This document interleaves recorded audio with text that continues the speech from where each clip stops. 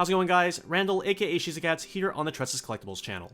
For our BSF deck profiles, we're not going to be looking at the entire deck card by card, focusing more on the tournament-specific details such as matchups and tech card choices. That being said, this list is not your everyday Bunny Girl list, running the level 0 Futaba over the Sakuta stock package. This Futaba is an assist 500 that can rest 2 characters to give on reverse blind stock, an alternative route to gaining additional stock for the deck.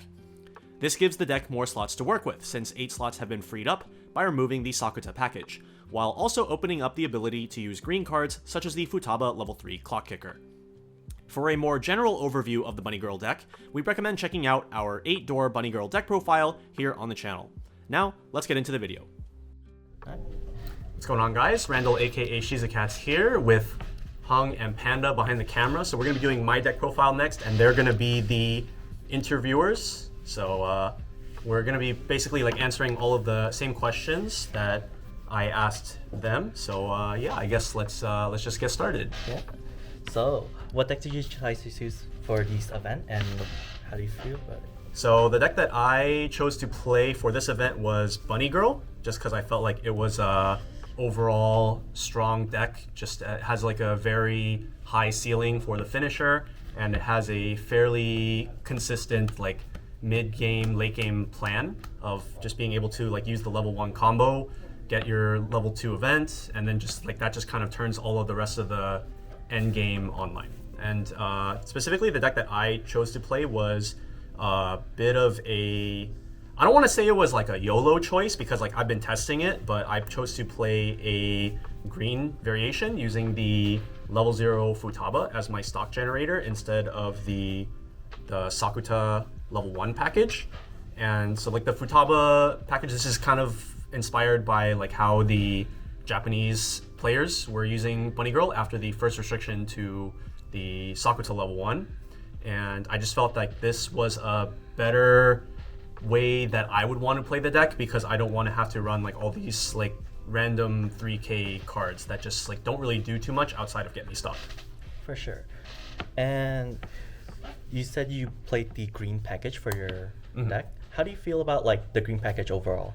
So there are 2 cards that I guess like are the motivation to actually like play green and like need to like splash for green, which are these 2 cards. So one of them I ended up playing, which was the 3-2 Futaba, and one that I did not play, which is the 2-1 Shoko. So the 2-1 Shoko is a double clock Adachi. She just like on play you give 2 characters the clock Adachi effect, and so like this could be really good into heavy standby metas. If you have like a lot of Nino, a lot of Nikkei, things like that, this could be a pretty good card to just like help remove entire boards.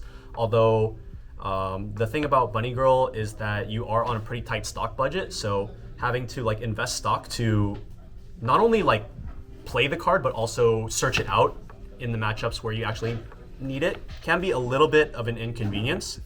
And because it was a trios format and I was expecting to play like a more wide variety of decks, I chose not to run it in that particular deck list. But the card that I'm pretty much like always running if I'm running the green version of the deck is the 3-2 Futaba, which is on play top check 3, which is really important for like maybe grabbing that extra end game piece, like if you need like if you need the climax if you don't have it already, or if you need that like 4th card to go to memory or something like that. And so this card was definitely helping me throughout the day for sure. And it also opens up a 6 stock finisher line, whereas like normally triple combos 7 stock, but if you do like double combo plus this, it lets you do only 6 stock. For sure. In some JP lists, there are a couple of people who played the 1-0 package that pitch the 0 that check top 4 at a card. What do you think about that card? So I've pretty much only seen that in the gold bar and door variation of the deck. Because I know like Box in JP, he ran that version to I think 2nd place finish at a WGP event, and I think that because that deck just kind of has like a pretty different overall setup, it has the ability to like fit that package in the deck. But I feel like in this like normal version where you like need to be running all these specific cards already and the ratios are like pretty tight, I don't think you really have the room.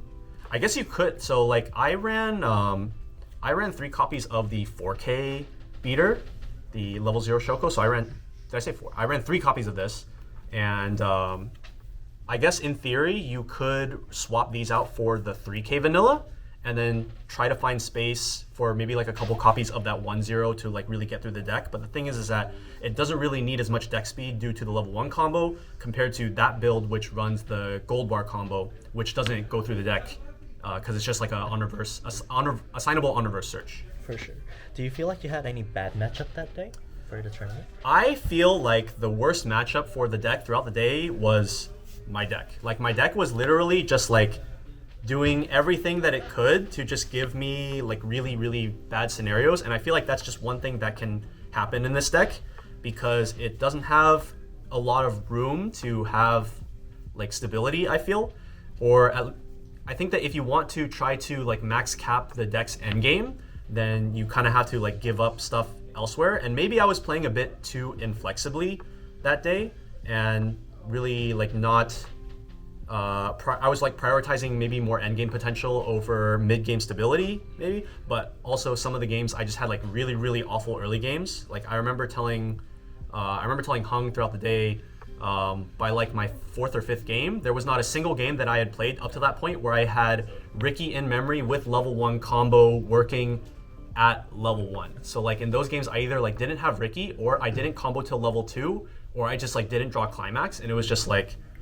It's just like things that can't be helped. But I feel like in the matchups where I was able to get everything rolling smoothly, like literally just like everything went smoothly. Like I know like these guys, after like their game finished, they like look at my game and I just like have everything under control in those specific games. I have like triple finisher, 4 memory, and it's all going like easy peasy. So like I feel like my biggest enemy that day was just like the deck having like a lot of really bad variants. And sometimes that just happens. So For sure. yeah, unfortunate result of that day. And then I did go 4-6, unfortunately.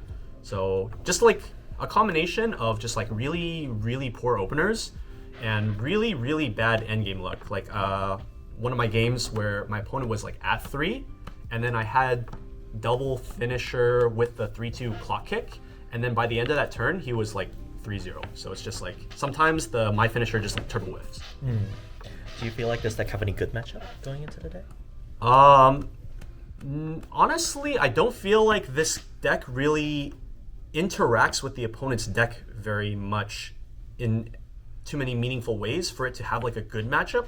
I feel like this deck really just rides off of the extremely high ceiling of the finisher, and as long as you're just like able to get there, then you're in a pretty good spot. And then from there it's just kind of like RNGs take the wheel, and then there might be some turns like the one that I had where like your opponent takes like 3 damage through like all your finishers, and then there are just going to be some games where your opponent just like explodes from like mid-low 2, which I also did have a couple games that were like that throughout the tournament. For sure. And going on forward, would you have any changes to your deck? Would you like to input anything, take out anything? So I definitely feel like there is room to experiment with the 0 line. I think that the 1 and higher in the deck is pretty much like set in stone. Maybe if you, for like personal preference, if you don't want to run the 3-2, then you could choose to drop this. But I was really liking this card as just an extra option for the end game. If I recognize that like either I'm not going to be able to have enough stock for my end game, like normal end game of like triple my, or if I just like don't have the climax and I just want to have like a flex option to like dig for the climax and things like that. Yeah, so I would say most of the stuff would be in the 0 line. Specifically, what I chose to do for my 0 line was I put a lot of emphasis on this combination of cards. The level 0 Futaba is rest 2 to give a character on reverse blind stock, and so throughout the day, I was using it in combination with these 2 cards a lot, because these 2, the Shoko Helmet and then also the level 0 Kaede, these cards are able to remove themselves from the board during main phase, so you can rest them for the blind stock effect, and then you can remove them from the board and then still have like full front row of attackers while allowing you to like brainstorm in the same turn. So like normally if you brainstorm, then you don't have 2 back row to rest anymore. So like these cards were coming in clutch and giving me a lot of freedom with my plays, allowing me to like pay out stock aggressively with like the Kaede. if I trigger like early climax, while being able to get the stock back with the Futaba blind stock. For sure. And to close out the video, would you like to have any words? Yeah, so shout outs obviously to my teammates, H and Panda. These guys were doing an insane job throughout the day. So obviously huge shout outs to them. Shout outs to all the guys that are like viewers of the channel, and like throughout the day, a lot of people were just like both in and out of my games. So like some people were just like walking up and being like, yo, I love your guys' channel. Some of my opponents like before and after the game were like, yo, I'm a big fan of the channel. And it's like a really nice feeling to be able to like play against you. So always really nice to like come out to these events and have a lot of people that are fans of the channel just like say hi and just things like that. So that's like the stuff that we like make the content for. And then yeah, just like shout outs to all of the SoCal guys. Definitely get a lot of really quality practice and like words of advice and things like that, and just like get ideas from all the other guys for decks and things like this. And yeah, especially big shout out to all the SoCal guys that made top 8. Top 8 was like literally, I knew like everyone in top 8, so that was like pretty crazy. Just like going around top 8. Yeah, shout outs to Kenny over there, Kenny, and Cody over there, also top 8. So shout outs to those guys.